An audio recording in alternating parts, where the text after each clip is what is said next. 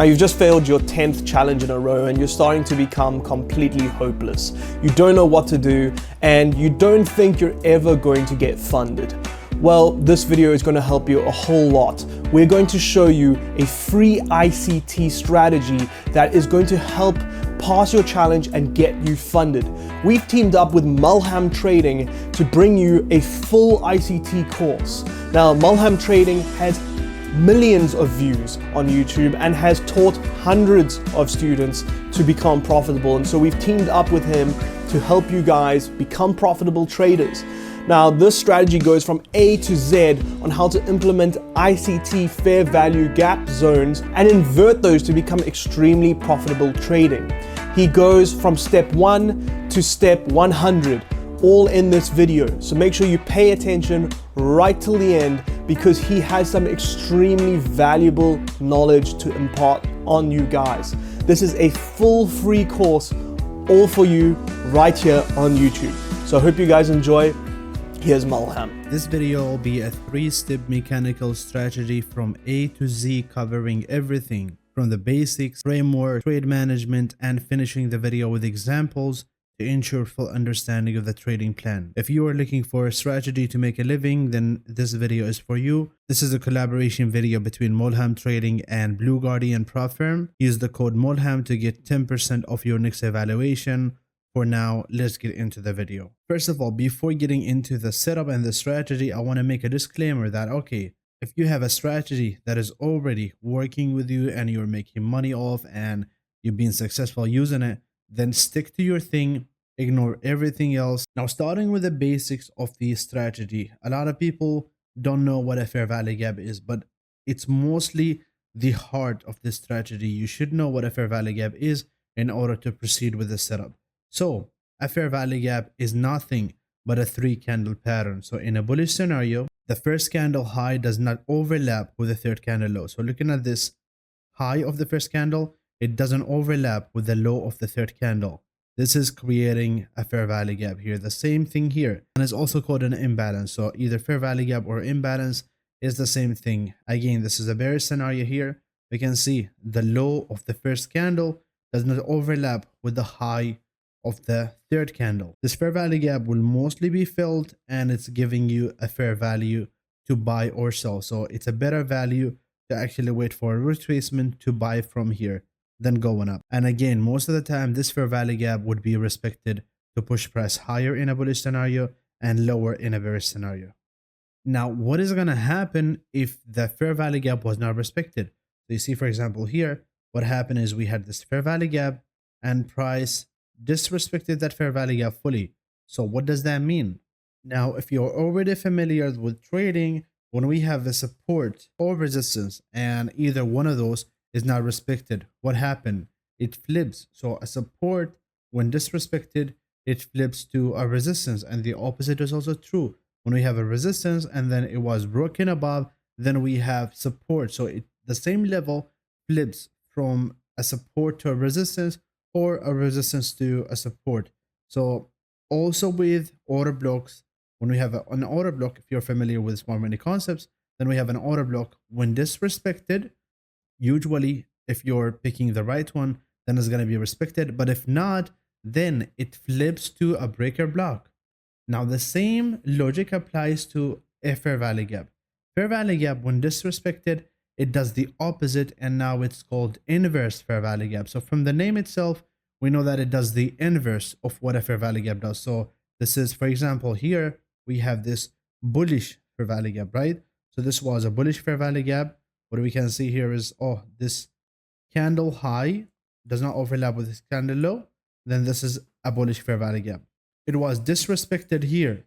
And what I mean by disrespect is a closure below that level, and it's the same as a support and resistance. It's the same as an order block. So when we close below this level, which is the fair value gap, then that's considered as flipping the fair value gap from bullish to bearish, from a fair value gap to an inverse fair value gap.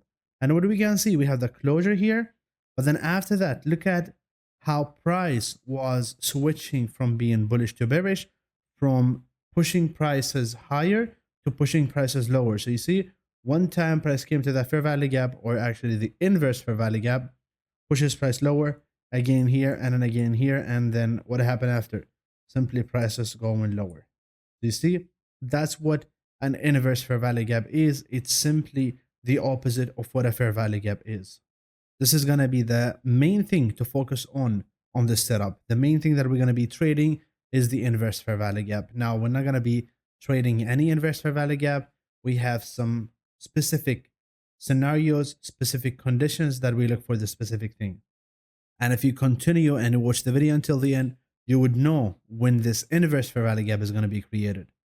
Now, we know that a closure above or below a fair value gap is considered a violation of the fair value gap, making that fair value gap to be an inverse fair value gap. Now, we agree on this. However, the move after that, or what's going to happen after, is different from a case to another. So it depends on, so there are really different moves on what's going to happen after. One move is a rapid move up or down in a single direction. So it could be just price going above, violating the fair value gap, and just keep going in the same direction. For example, we have this one. So you see, we violated the fair value gap and simply we started going lower.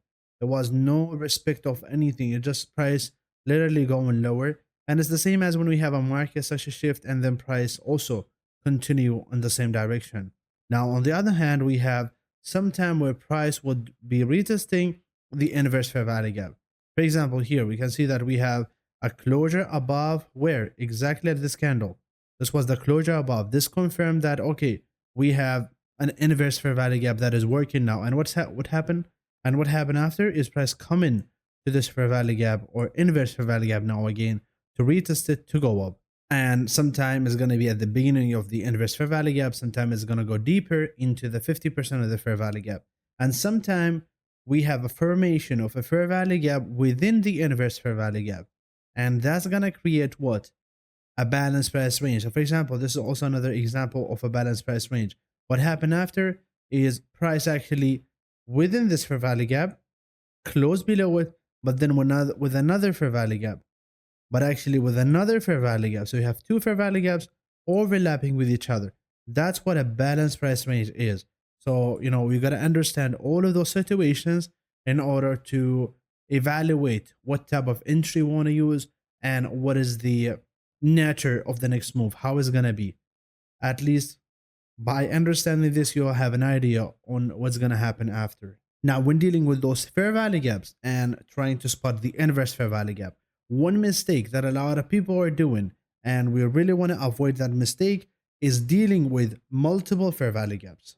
So on a dealing range from a high to a low or from a low to high, we don't want to see multiple fair value gaps on that dealing range. Otherwise, then it's going to be much harder for this setup to work, as well as it's going to be a low probability one.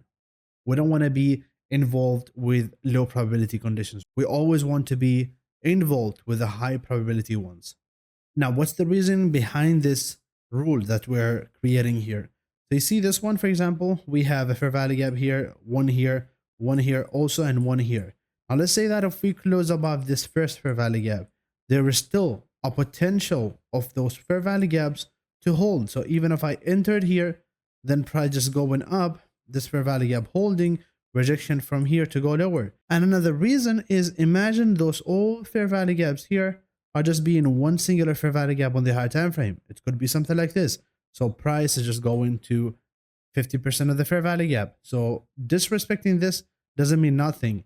If this is just one singular fair value gap, then disrespecting that fair value gap really is a real thing. However, if it's more than one fair value gap, price could be just going from this fair value gap to another and then going lower. The same as what happened here. When we're dealing with multiple fair value gaps, this could be just one singular fair value gap on the higher time frame, and price coming to the 50% of it. You see, price disrespected this fair value gap, but then you entered here. You thought that, okay, we have the setup, everything is fine. Then price just reverses up. What's the reason? We had another fair value gap below it. So price decided to disrespect this fair value gap and go to this fair value gap and start going up from it. So we always want to be involved again with a singular fair value gap and not multiple ones. What is an example of a singular fair value gap? You see, on this dealing range from this low to this high, after whatever, taking liquidity sweep, we're going to discuss that. But what we had is a singular fair value gap here. When disrespected, we enter here because we know that price has no resistance coming lower, right? We only have this low and it got taken here. There was no other fair value gaps that it was a potential for price to react from it. So keeping it very simple here, we're only going to take dealing ranges with singular fair value gap and not multiple ones. That's going to really take our trading to the next level, and it's simply trading high probability condition. Now the framework, we know that we're dealing with inverse fair value gaps. However, we're not going to take literally every single fair value gap. We're not going to take just any inverse fair value gaps. We're going to focus on the high probability ones. Now, how do we focus on the high probability ones? They're going to be particular inverse fair value gaps generated after price hitting a specific level within a specific time slot. So we're going to discuss all of those time zones and levels where we can look for, and then also the order flow and the market structure. So understanding your order flow and understanding your market structure is going to give you a whole understanding about the setup, and is going to actually just differentiate between the high probability ones and the lower probability ones. So just taking a look at how PD arrays are respected, how PD arrays are violated, how short-term highs and lows are swept, and how price is breaking above the structure with a displacement. So looking at this bullish order flow structure, for example, fair value gap created here, respected, another fair value gap created here, respected. So I would know how PD arrays are respected. We are actually respecting the bullish fair value gap. So I know that we are going bullish. However, looking at the other one, where are the PD arrays that are violated? We can see that, oh, we had different fair value gaps here that are violated. So we know that, okay, this confirms that we are bullish. Short-term highs and lows are swept.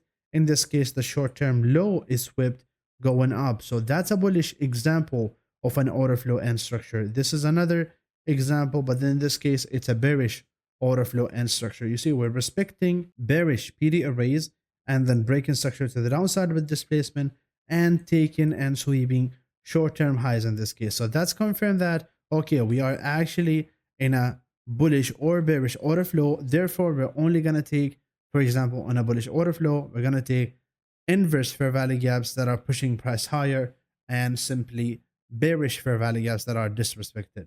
It's totally the opposite. Now, again, we're not going to be looking at any inverse fair value gap. We want to focus on a specific framework. So here are two main frameworks to follow, and both of those are always about a POI and an inverse fair value gap. So we always need to be in a POI. We have different POIs, either, order block, fair value gap, breaker block, all of those POIs. And then we have also highs and lows. And that's where it's going to lead to our inverse fair value gap. So the first one would be price being rejected from a fair value gap, or it could be any other POI, for example, a breaker block. And then as price approaching that fair value gap, it should form a singular fair value gap.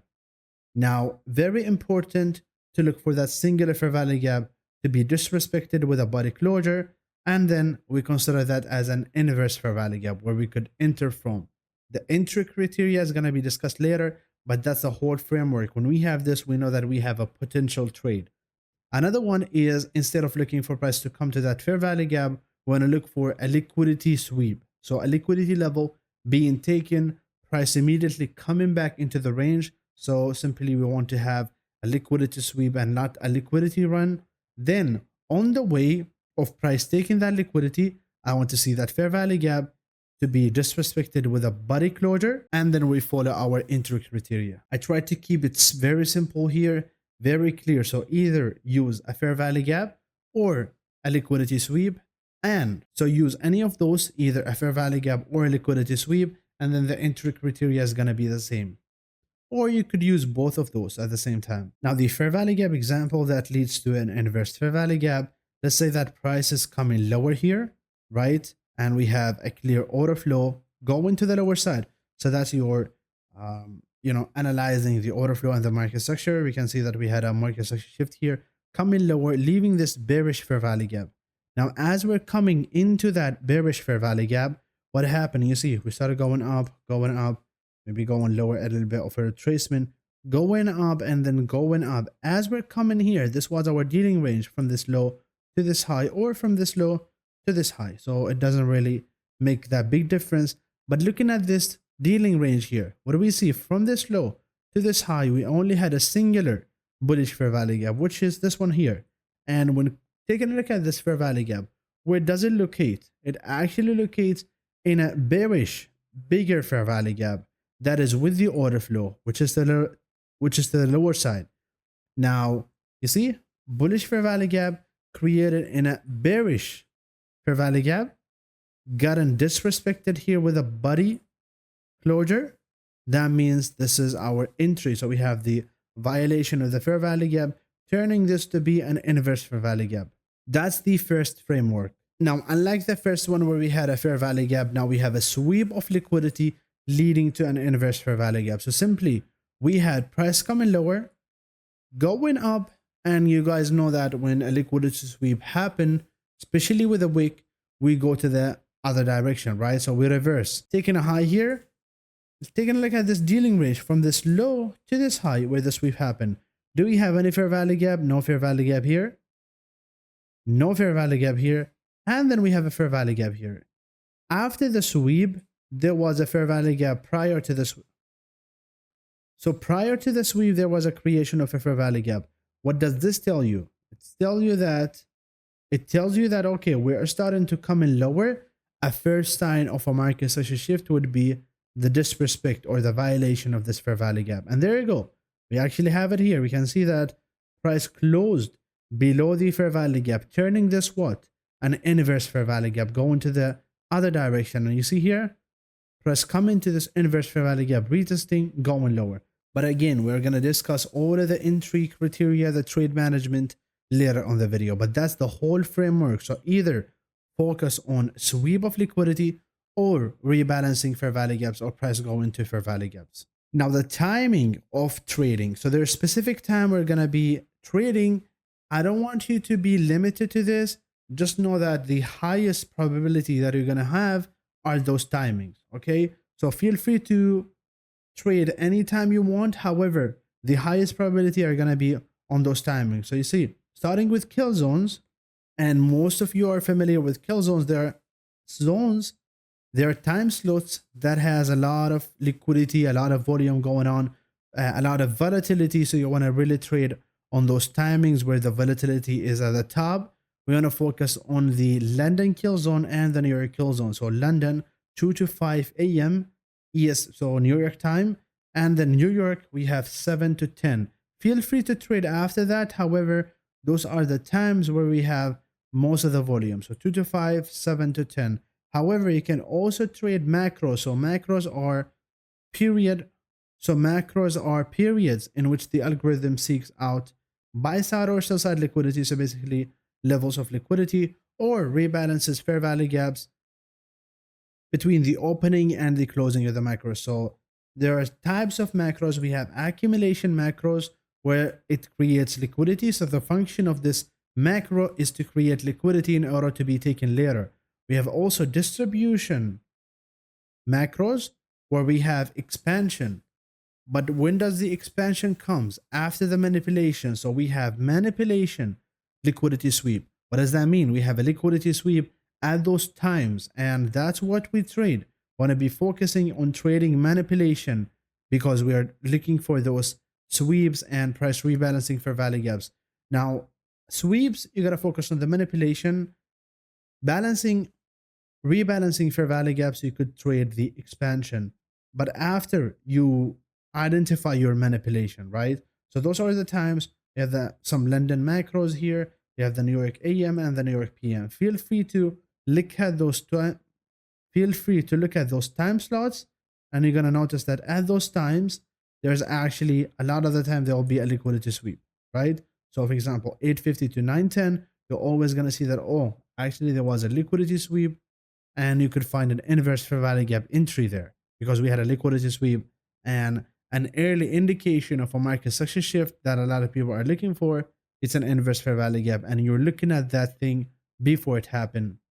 And you're looking at that thing before the market starts to shift, and you're looking at that thing before the market starts to and you're looking at the thing before the market starts to shift happen. So you have an early entry, earlier than anyone else. Now, if you want to take another simple approach, it's simply targeting the low hanging fruit. So the nearest higher low that you're seeing on your chart, you could simply target that one. That's it about the take profit. Now, let's go over some examples to ensure that the full understanding is there, that you have, that you can actually apply the setup after you finish this video. So let's go and dive into some examples. Starting with the first one, this is gold on 5-minute time frame. We have the date here and the time. The entry type here is a body closure. So you see, what we're having is those consecutive bearish candles, right? Which means that on the higher time frame, this is nothing but one candle. And I have full videos and I have a full course on market makers models. This is, if you can see, this is a market maker model. You see, as we're coming up, we had fair value gap here. This is too far from the current price action and the current dealing range, which is from this low to this high. As we're coming into this big bearish fair value gap, we had this bullish fair value gap inside. We know that now, it's a battle between bearish and bullish. And then you see the bearish move won here by closing below this bullish candle, by closing below this bearish fair value gap, which means that that's a violation of the fair value gap, leading to an inverse fair value gap or an early market such a shift. You see, price closes here. We could enter from here immediately with a body closure, and then price started coming lower, lower, lower. You see, so this was a really clear example. This gave us 2R, 2 reward to risk, and you could simply target the low hanging fruit, which is the external liquidity. Again, I mentioned the move of external to internal. We moved here from external to internal, which is this fair value gap. And now we're moving from this fair value gap, which is the internal, to the external again. So that was the reason why we targeted this low. Another example also on gold, and this one has a higher reward to risk. So this one was 4.5 reward to risk. So we can see that we're starting to go up here, and we were simply above this Asian high, right? So that that Asian high are high in liquidity.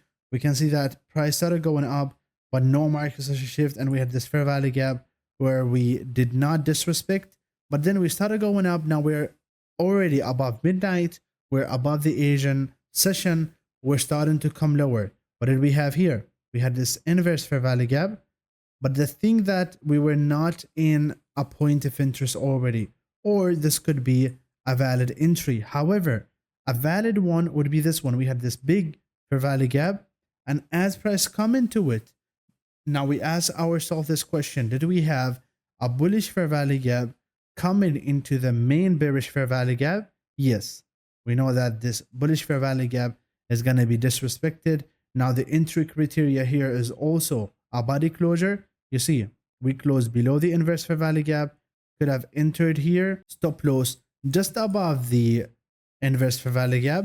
What we could target is this low hanging fruit here, which is a liquidity level inside of the Asian session, or we could target the Asian session low, right here. And that's where price goes. That's a 4.5 using the inverse fair value gap, and not any inverse fair value gap, but our framework, the inverse fair value gap. But our framework, we have a fair value gap, we get a reaction from it, but on that way to that fair value gap, we had another fair value gap that was disrespected. That confirms that, okay, we are in the right direction, and this is a market session shift. We enter from here, going lower to that low hanging fruit, on this case the Asian low 2. Last example here, but we could see that we could have actually entered the inverse fair value gaps multiple times here. So starting with this, what we're having is this Asian session. We had a bearish fair value gap, this one, and then as we're coming into that fair value gap, we had a bullish fair value gap created. And we know that based on the framework, that this fair value gap is going to be disrespected, or at least it's not a valid fair value gap. And you see, we had the closure below here. That confirms our entry. Stop loss just above the inverse fair value gap. You could have taken another stop loss placement based on the closure of the you could have also taken another approach of the stop loss, which is the closer. You could have taken another approach above the fair value gap, which is the closure above the inverse fair value gap. But now in this case we put it above the inverse fair value gap, then targeting the low hanging fruit. And what do we have here? Price going lower, retracing up, a move of a fair value gap to another low, which is an internal to external. Very clear. And it was actually sweeping the Asian low here. And again, as we swept, this entry here is based on the liquidity sweep. You see, as price coming lower to that entry, so as price coming lower to that Asian liquidity level, it took that liquidity level, and on the way it created a singular fair value gap, which is this one. You could have simply entered based on that one after the body closure and take your reward to risk. Price started to go lower. This one did not give a lot of reward to risk. However, as we're starting to go up, we had this fair value gap here, right? And then this liquidity sweep. So price respected that fair value gap, but then it also swept the liquidity. Why did it respect the fair value gap? Because it did not close below it. However, also decided to grab the liquidity below that level, right? So all of the stop losses here were taken. And then as we're coming lower here, literally a singular fair value gap, we closed above. This is your entry to the low hanging fruit. Another entry is this fair value gap, right? And then we had a liquidity sweep here. On the way, coming to that liquidity level and fair value gap, did we have a singular fair value gap on the other direction? Yes, we have this bearish fair value gap. We closed above here, could have also targeted that one. That's a re-entry of the same trade idea that you're having here, but then price kept going higher and higher. So you see how on a singular day, on a 3 minutes time frame, we had 1, 2, 3, 4, and those are the high probability ones. So imagine the lower probability ones. Actually, we have much more, but those are the ones that fits our high probability framework. Now into the trade management, and we're going to be starting with the entry. So now we know our framework. We know that we are dealing with either a fair value gap to create an inverse fair value gap, or a liquidity sweep also leading to the same thing, which is an inverse fair value gap. How do we enter after that? So the first type of entry is a body closure. So as price closing below that inverse fair value gap, exactly right here when it closes, we could open a trade here and immediately after the closure. So we don't wait for any retest.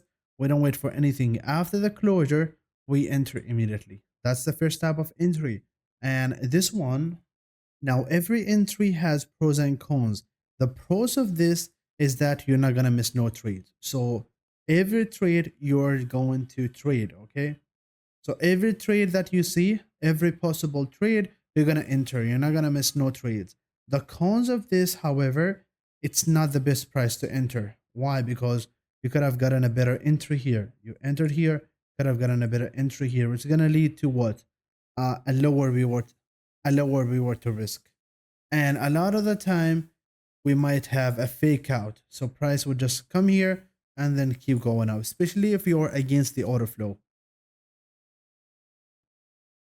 And if this is not a closure on a higher time frame. So simply we're going to have a closure here. However, when you go and take a look at the higher time frame, and this is also another fair value gap, also on the higher time frame, you're going to see no closure here and only a wick to go up. So make sure to be with the order flow. Now the second one is the inverse fair value gap retracement. So the focus is going to be on the inverse fair value gap after the closure, and this is the level of the inverse fair value gap.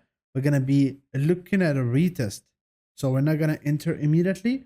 We're going to wait for a retest for that fair value gap. And it could be the beginning of the inverse fair value gap or the 50% of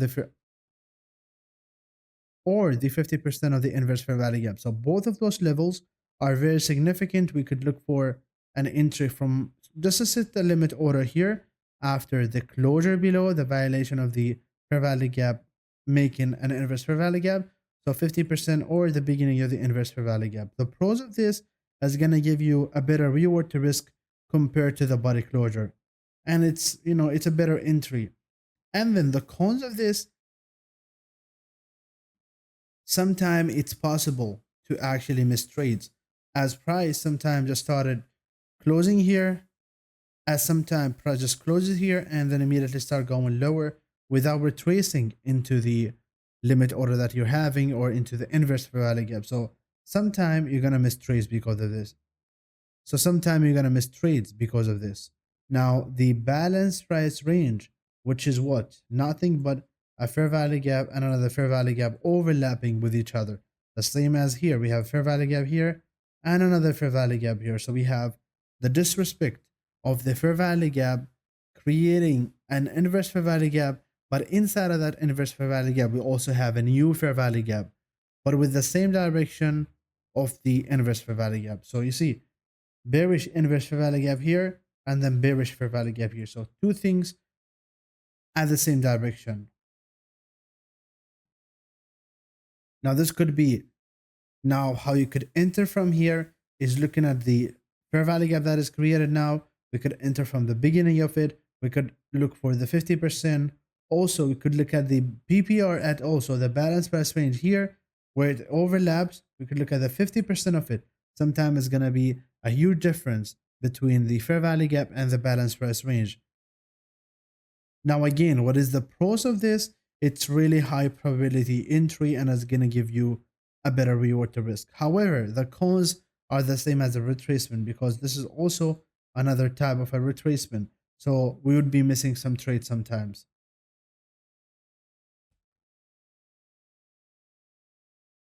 Three types of entries. Make sure to go with the one that fits you, fits your personality, and fits your risk management. All of those works. I mentioned the pros and cons of each ones. You have the choice to enter among those. Now the stop loss. We either put it. Now we also need to discuss about the stop loss. Where do we place our stop loss? You have two options here.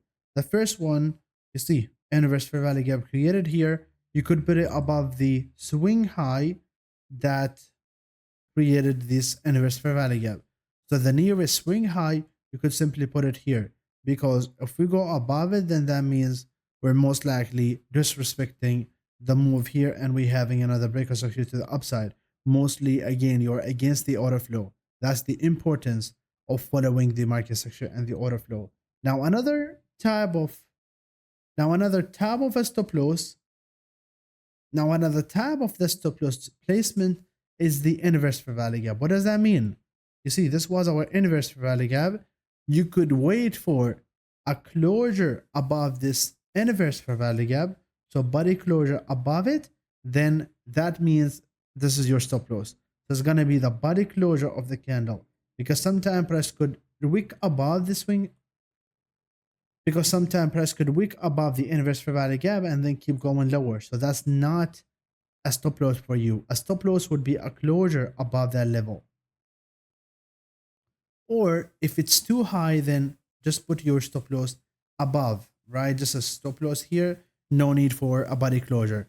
But the body closure is the best tab of stop loss that I consider. Make sure to use a lower lot size so you have a little bit of flexibility there, because you don't know where the fair value gap, because you don't know where the candle is going to close above the fair value gap. So leave some room for the lot size and the risk management. So make sure to leave some room here when it comes to the risk management, and let it be flexible here, because you don't know, again, when this candle and where this candle is going to close. Now into the break-even part. So there are two approaches to take here. The first one is what I call the rule of 50. So this is a rule that I came up with, and I've been using this rule with all my setups. So when price reaches 50% of the original risk to reward, so let's say it's, for example, 3 RR, at 1.5 R of that trade, I would move my stop loss to break even, and I'll be taking 50% of the profit as partials. And that's an optional thing. So if you like to take partials, then follow that thing. If not, just make sure to move your stop loss to break even. The other approach is the low hanging fruit. So after price sweeping that liquidity, So after price sweeping the nearest high or low, then you move your stop loss to break even, because that's your first target, and price could actually, react from there and go into the other direction. So make sure to follow those rules, or follow the one that you're already using. If you have another one, a unique one, then feel free to do that. Then feel free to follow that one. Now the question comes, and you might have this question: when to take profit? We did not talk about this, so now it's time. You gotta understand that price only moves from external to internal and internal to external. What does that mean? What is external? External are highs and lows, while internal is fair value gap. So price will always move between those two. You gotta ask yourself, what is the type of the move that I'm having now? Is it external to internal or internal to external? You gotta ask yourself this question: what is the type of the move that we're having now? Is it external to internal or internal to external? What does that mean? So looking at this range, you can see that we're coming to this fair value gap, reacting from it. What does that mean? We are moving from this internal, going to where? To the external. So I could take my profit at this external high. Now again, we're moving from this external, which is a sweep, coming into this fair value gap. So I'm not gonna go from here. Simply, if we enter here, I'm not gonna target the low. I'm gonna target the internal liquidity here. And why? Because now I'm having a move of external to internal, right? Now here, if we get respect from this fair value gap, I'll be looking for a move of internal to external. So I'll be targeting this high.